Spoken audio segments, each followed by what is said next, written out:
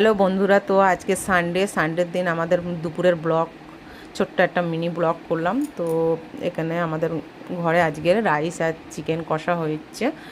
তো এদিকে ভাতটা আমার রান্না হয়ে গেছে, আর দুটো কড়াই দুদিকে বসিয়ে দিয়েছি। যেহেতু এক হাতে ফোন ধরে আছি তার জন্য প্রবলেম হচ্ছে। তো একদিকে আলু ভাজা হচ্ছে আর এদিকে বিনস ভাজা হচ্ছে। তো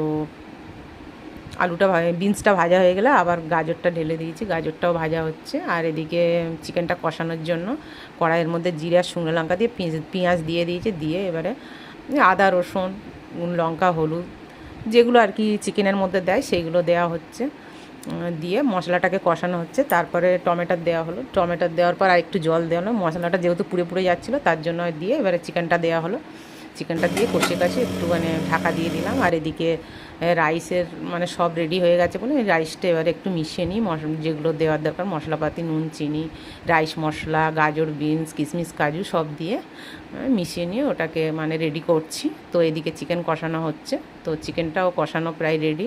তো আলু ভাজা ছিল, আলু দিয়ে দিলাম, দিয়ে কষে টষে এবার একটু জল ঢেলে দিলাম, যেহেতু একটু ঝোল ঝোল টাইপের হবে তার জন্য। তো এদিকে আমার স্যালাড, রাইস আর চিকেন কষাটা